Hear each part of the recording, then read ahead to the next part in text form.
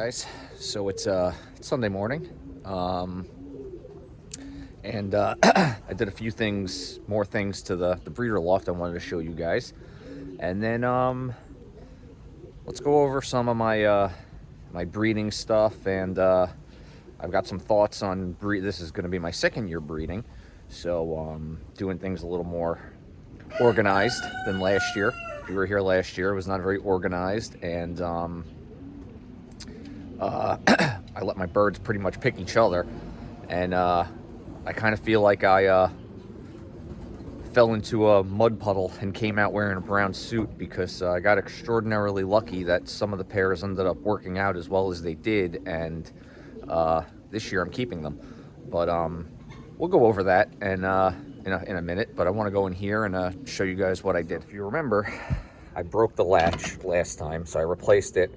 And I put a padlock on it just because I have young kids, so I don't want any errors happening, any mistakes. My kids are getting a little older now, so they have more of a can-do attitude, and I don't need them going in here thinking they can feed the birds or, you know, whatever, and open it up and letting the prisoners out, because that would be disastrous. So I put a padlock on it to make this a little safer. I put the plastic over the window just because it got cool last night, down into the mid-30s. So I just wanted to keep you know, the wind and stuff out of there. But let's go inside. So I got some nest boxes, a little unconventional. I really did not feel like making them, not this year anyway. I've built enough, but I found these solid pine bookshelves on Facebook Marketplace. So I picked them up yesterday, and there was like a 3-piece corner set. That's supposed to be the middle, and then you got the 2 ends. But one, it didn't fit that way, and 2, I didn't really like that the birds were, could be facing each other. I want them to have their privacy and kind of be, you know, a little more blind to the other pairs, not really see what's going on. But they're pretty big, as you can see.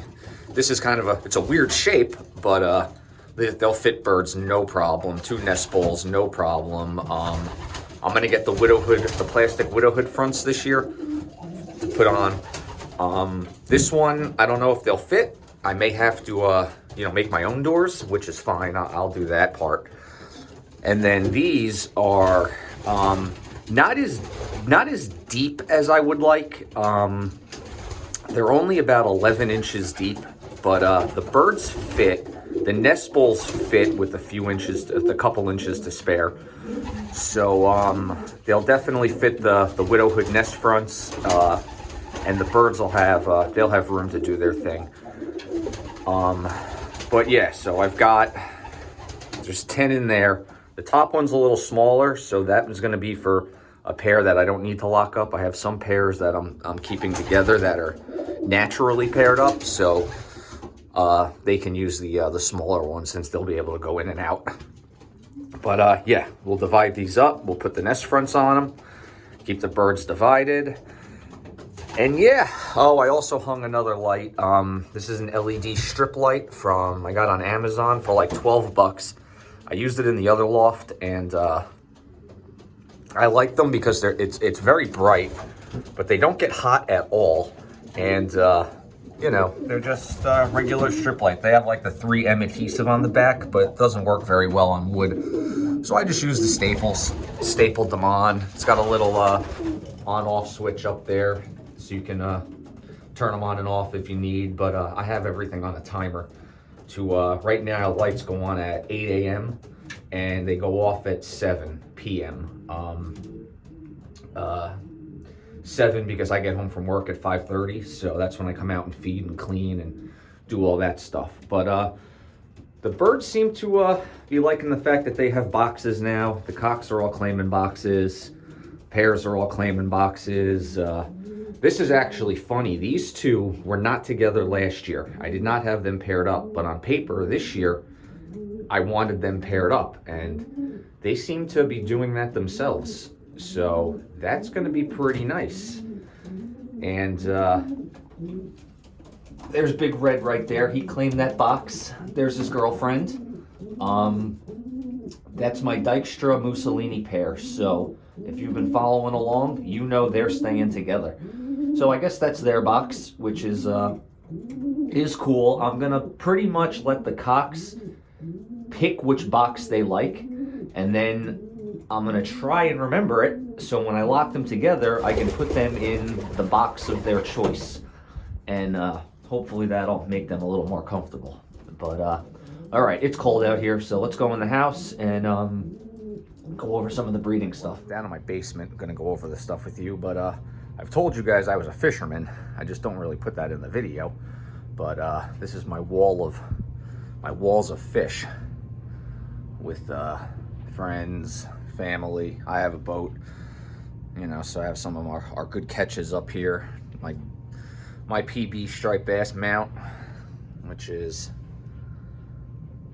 that fish there, was just a cow. And yeah, that's where I watch the hockey games too. But I've got, you know, some sharks, mahi-mahi, my 7-pound largemouth, which was here. So I do a lot of fishing. I got my rods, shark and tuna rods hanging up on the ceiling. This is kind of my man cave, which I'm hoping to be able to add some pigeon accolades to that wall. But all right, let's go over the breeder stuff. So I know I got a lot of new people like me that watch my channel. So this really isn't so much. This section's really not so much for you know, you experienced guys or more experienced guys. You guys know this and probably have a much better system than I have. But for being so young, I am not much of a computer guy. I just don't do a whole lot on the computer. I really prefer to just write things down and keep notes that way. But so, you know, this is, you know, the beginning stages, but I have my binder here. This is all the race stuff from last year, which I have to organize a little bit better. But I keep all my pedigrees in the binder for easy reading. It's got a lot of information about the birds. But and then this is this year's notebook. Last year's notebook was a disaster because, again, I didn't know what the hell I was doing. All I did good last year was keep dates and stuff of when I did everything, but it wasn't the most organized. I have it, but there's no point in showing it to you guys. So I have a new notebook this year, and the first thing I did was I sat down and I picked out my pairs that I want to, and the breeders that I want to pair together this year. I had a little help from Kevin, or as you guys know him as, Osphir Promenjager. I think I said it right that time. But he's really good at looking at pedigrees. You know, I'm new. You know, I guess I'm not a rookie anymore because I finished my first season, but I'm still new, and the pedigrees and everything are still a little tough for me to decipher, just because a lot of the breeds and everything I don't really know much about. So he was a big help, messaging me, and we ended up talking, and he went through a lot of my pedigrees, and we discussed it, and think we came up with a good game plan of who to pair. Now, some of the pairs are not changing from last year, but some are, 'cause some things needed to be done a little differently. But we'll go through it. So pair number 1 is the Staff Van Rietkock that Silvio gave me, and I would like to pair her with the Ironclad hen that I bought this summer in the iPigeon auction. I think that's gonna give me a really nice fast pair, and I'm excited to see what they do at you know, at this point in the game, being so new. You know, it's kind of an experiment. I think you just gotta try things with the, you know, the best intentions, and then hope for the best. And if not, it doesn't work, you change things up. Pair number 2 is my Mussolini cock and my Mussolini hen. They're a pair that was together last year that gave me those Mussolinis that were outstanding this year. So they're staying together. I don't see the sense of changing that. Pair 3 is the Dykstra Mussolini, which you saw earlier. They're staying together. Down here is Mussolini cock that I just got from Silvio, and I'm going to pair him with the Muleman hen. And the reason for that decision was because my Dykstra Mussolini, or Dykstra pair, or cock up here, he has a ton of Muleman in his pedigree, and his blood seemed to really click with that Mussolini. So I'm going to see if the Muleman was the reason for that and pair it with the Mussolini cock. So again, this is what I mean, it's part of the experiment, but I got to keep notes on all this. Next, I'm going to do my Wolverine Mona Lisa cock. He's an inbred. Ton of Wolverine on the sire side and a load of Mona Lisa on the dam side. And I'm pairing him with the Black Champ, inbred daughter of Black Champ, who's got Hardy Kruger, and she's got Mona Lisa on the dam side. So I'm gonna give that a try and try to keep the blood somewhat similar and see how that works. She's also really big, and he's like a medium-sized cock. He's not huge. So I think you know, talking to Silvio, he said to pair her with a smaller cock, and that's him. Down here, this pair is staying together. This is the Black Widow cock and the Golden Matins hen. They're who created my Blackbird on the Youngbird team, who ended up being my highest rated bird in Ace Pigeon in the for the South section. I think he came in 61st. He didn't have tremendous races. He didn't do, you know, he wasn't in the top, but he came home on every race, even the horrible races on the day when the weather was terrible, if you remember. So then I want to keep together, and I want to see what, I only had one baby from them last year because I got him very late. So I only had one baby, and that one baby did very well. So I'd like to give them another chance and see if I get a few more, what they can do. Then over here, this is another experiment. I have a Mussolini. He's off of John Minuiz's Champion Old Bird. So that's why I've just put in the parentheses John's Champ.